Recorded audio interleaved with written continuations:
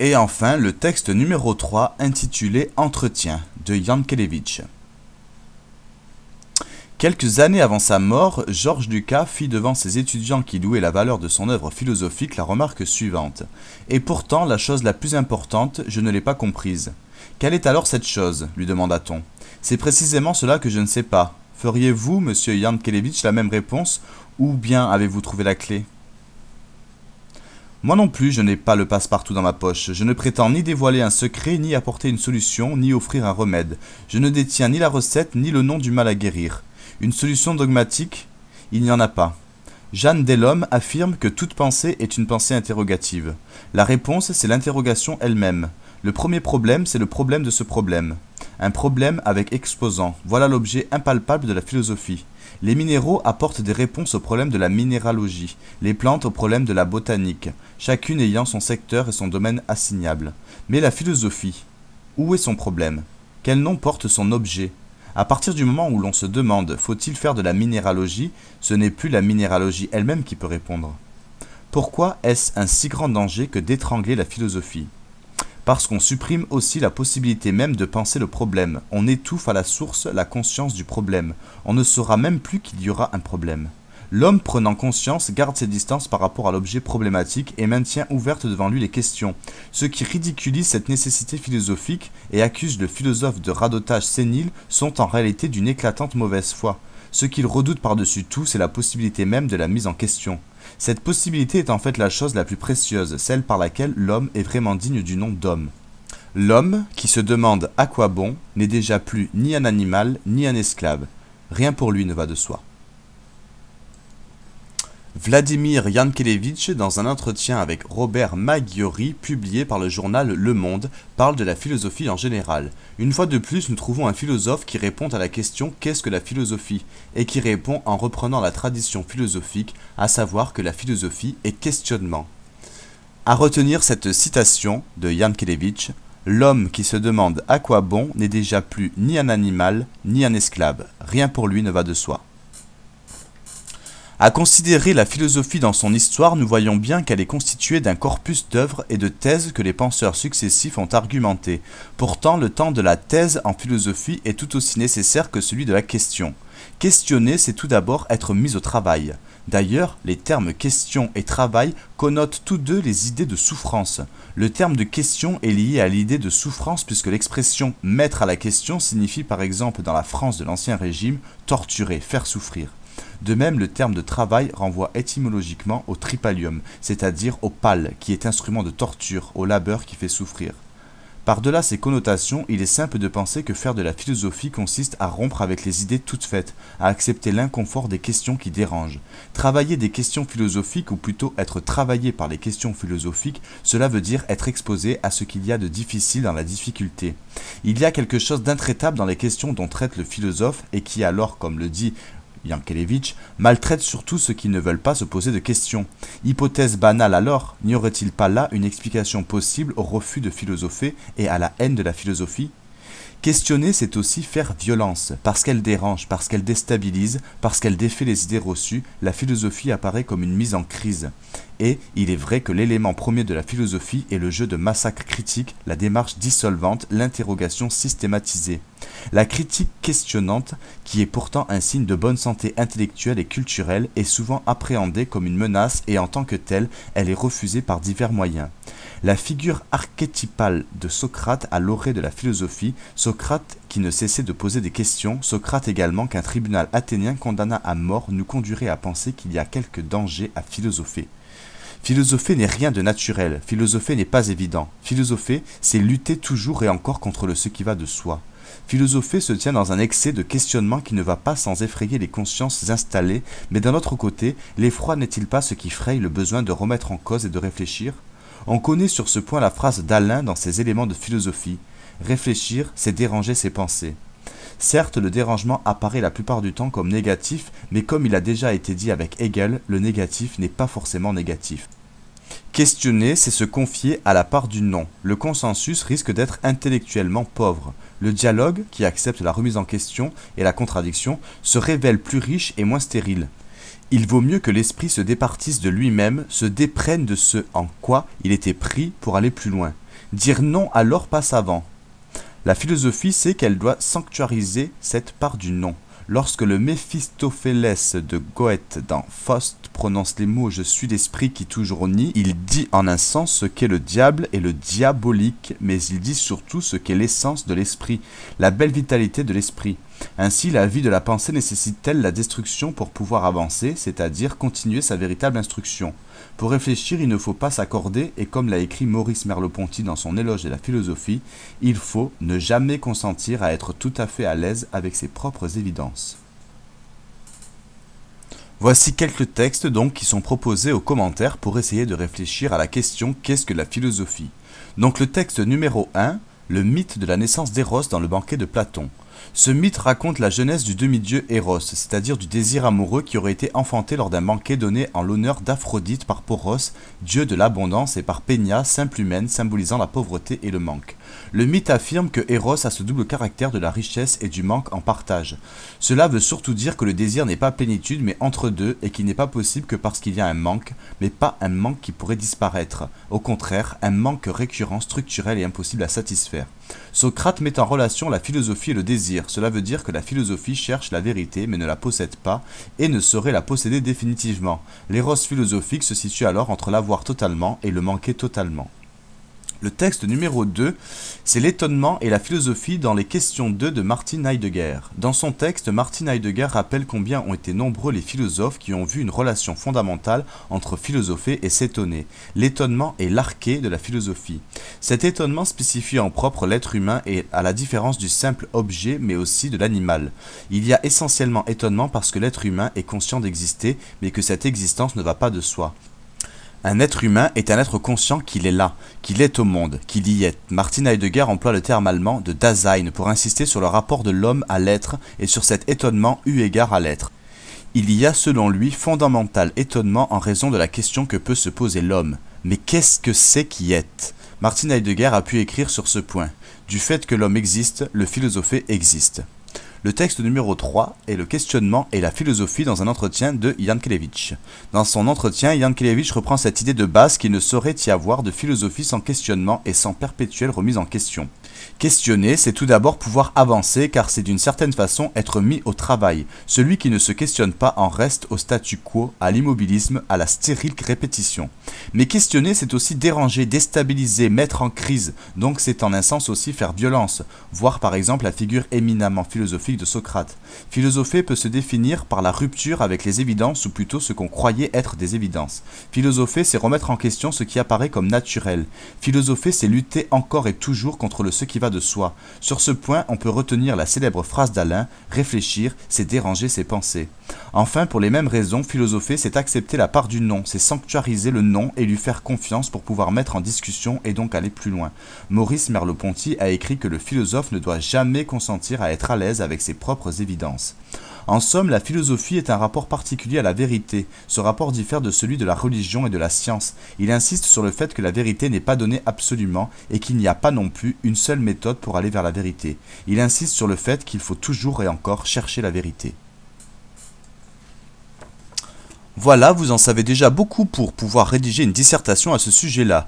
Vous avez déjà en main des clés d'arguments, de réponses, mais également des auteurs. Imaginez que vous êtes à un examen ou tout simplement que l'on vous pose un jour la question suivante. À quoi sert la philosophie ? Vous avez déjà en tête les arguments pour y répondre. Le plus dur étant maintenant de mettre tous ces arguments en place et sur papier et de les développer. En effet, vous allez devoir expliquer la philosophie tout en philosophant. Vous savez que la philosophie est une discipline réflexive qui porte sur le sens que l'être humain doit accorder à son existence, puis sur le monde dans lequel il vit, mais également sur les différentes dimensions de la connaissance et de l'action. Philosopher demande du calme et une attitude réfléchie car la philosophie est une discipline intellectuelle qui tente de répondre à des questions fondamentales. En effet, le philosophe questionne sans arrêt, par exemple, quel est le sens ultime de la vie ? Quelle est la société idéale ? Alors pourquoi pas répondre à la question à quoi sert la philosophie ? Les opérations de base d'un philosophe, c'est informer, problématiser, conceptualiser, juger et argumenter. Philosopher consiste en fait à réfléchir de manière rationnelle et critique tout en dialoguant avec les autres penseurs. Pour répondre à la question à quoi sert la philosophie, vous avez déjà là toutes les bases. Il suffit de les structurer dans un plan précis, comme nous l'avons vu tout à l'heure avec le sujet « Tout passe ». En effet, le sujet sous-entendait que la vraie nature du temps est la destruction. Le développement de la dissertation doit donc soit être d'accord avec cette affirmation, oui, le temps est destructeur, soit être en désaccord, non, le temps ne détruit pas tout. Mais pour être le plus cohérent possible, pourquoi ne pas développer les deux? Ce qu'on appelle dans la dissertation la thèse et l'antithèse. Donc sur votre brouillon, le plan doit comporter deux grandes parties écrites en chiffres romains, 1 et 2, qui contiennent chacune des sous-parties 1, 2, 3, etc. Ces parties ne sont que les idées générales qui devront être ensuite développées sur votre copie. Tout d'abord, la copie doit comporter une introduction pour introduire votre développement qui est supposé répondre à la question posée, donc le temps est-il destructeur de tout? Ensuite, le développement est en fait l'argumentation des deux grandes parties et de leurs sous-parties. On commence donc par argumenter la thèse. Oui, tout passe et le temps emporte tout avec lui. Mais il faut argumenter cette thèse, donc mettre en avant les idées de nos sous-parties et les développer. Donc premièrement, tout passe parce que le présent ne demeure jamais purement présent. L'homme ne vit pas dans l'éternité, mais dans la finitude. Ensuite, tout passe parce que le temps est en lui-même une puissance de division et qu'il est irréversible. Puis, la réalité nous montre que tout ce que nous croyons stable ne l'est pas. La mort prouve aussi que les êtres humains ne sont que de passage. Et enfin, l'implication de la perpétuelle fuite du temps. L'homme souhaiterait laisser une trace de son passage sur Terre. Avant d'argumenter et de développer l'antithèse, il faut écrire une phrase de transition pour amener le lecteur à la seconde partie du développement. Par exemple ici, en questionnant « Malgré cela, l'homme peut-il transcender cette condition temporelle et mortelle ?» Il est donc temps ensuite de développer notre antithèse. L'homme peut lutter contre la cruauté du temps qui passe. Il faut argumenter nos sous-parties. La mémoire permet de retrouver le passé et en ce sens de lutter contre la fuite temporelle. Référence alors à Bergson qui pense que l'homme conserve tout son passé à l'intérieur de sa conscience. Référence aussi à La recherche du temps perdu de Proust. Ne surtout pas hésiter à citer et à donner des exemples d'auteurs, c'est plutôt conseillé même. Puis finir avec notre dernière sous-partie. L'art permet enfin aux hommes de dépasser leur finitude et de s'élever au-dessus du temps. L'art n'est pas seulement conservation prolongée des traces, il est aussi, selon l'expression de Malraux, un anti-destin. Il faut donc terminer notre dissertation en rédigeant une conclusion, en parlant donc par exemple de l'ambivalence du temps qui passe. Il détruit certes, mais pas tout. Et donc conclure en disant que le temps peut alors être pensé comme un cercle qui à la fois emporte et fait revenir. Donc seriez-vous capable maintenant d'imaginer un plan similaire pour répondre à la question « À quoi sert la philosophie ?» Vous aurez donc compris que le plan devrait donc comporter une thèse et une antithèse. On pourrait imaginer une thèse qui dit en gros que la philosophie ne sert à rien, puis une antithèse qui argumenterait sur les bienfaits de la philosophie et son utilité. À vous de faire un plan sur un brouillon. Une première partie, grand 1, la philosophie ne sert à rien. Suivi de quelques sous-parties comportant exemples et citations, puis une seconde partie, grand 2, la philosophie peut s'avérer utile, suivi de quelques sous-parties également et évidemment de citations et d'exemples. Une fois les grandes idées écrites sur votre plan, il faut rédiger l'introduction et la conclusion, et enfin tout développer sur la copie. Vous commencez à écrire l'introduction, puis le développement comprenant les deux grandes parties qui doivent être liées par une phrase de transition, et enfin la conclusion. Lorsque vous faites une dissertation, à la lecture du sujet, vous devez prendre le temps de vous intéresser au sujet. Vous ne commencez pas à écrire les grandes parties de votre plan sur votre brouillon, ni l'introduction et encore moins la conclusion. Mais vous devez faire bien attention au sujet lui-même, en faisant attention à chaque détail. En effet, la partie préparatoire lors d'une dissertation est essentielle. Vous devez faire très attention à la signification des mots figurant dans l'énoncé du sujet. Il vous faut savoir ce qu'ils veulent dire. Le point de départ d'une dissertation, c'est le sujet qui est souvent formulé sous forme de question. Donc à vous de vous poser la question, quelle est la signification du sujet posé? Il faut vous interroger sur la nature du problème posé et saisir le sens de la question. Bien évidemment, vous ne devez en aucun cas répondre tout de suite à la question posée, mais au contraire traiter le problème. Autrement, vous prendrez le risque de manquer le sens de la question. La dissertation vous permet en fait de réfléchir par vous-même dans le but de répondre à la question posée. Ensuite, à vous de faire attention à votre plan sur votre brouillon avec les deux grandes, voire les trois grandes parties. Grand 1, grand 2 et grand 3, suivis pour chacune d'entre elles de quelques sous-parties. Puis vous vous occuperez de rédiger une introduction et une conclusion. Pour finir, il vous faudra rédiger le tout au propre sur votre copie en développant les idées principales et les sous-parties de votre plan. Sur votre copie, nous retrouverons donc une introduction, le développement de vos grandes parties séparées d'une transition, puis enfin la conclusion. L'introduction sert à procéder à l'analyse du sujet et à poser un problème implicitement. En effet, l'introduction introduit le sujet immédiatement. Il vous faut donc exposer le problème. Par exemple, expliquer brièvement que la philosophie ne sert à rien, mais en revanche qu'elle peut être utile. Il vous faut introduire votre thèse et votre antithèse sans annoncer le plan brusquement. Il faut bannir également toute généralité ou évidence de type « de tout temps, les hommes », ainsi que toute considération anecdotique. Vous devez vous occuper uniquement du sujet en évitant de commencer déjà à mettre des citations. Gardez vos citations pour le développement, elles serviront à alimenter votre argumentation. Dans l'introduction, il vous faut en gros dégager les enjeux du problème et présenter le plan du devoir. Le développement est la rédaction soignée de la progression ordonnée qui a été mise en place antérieurement. Ce développement doit prendre la forme d'une discussion argumentée et progressive dont chacune des étapes est justifiée.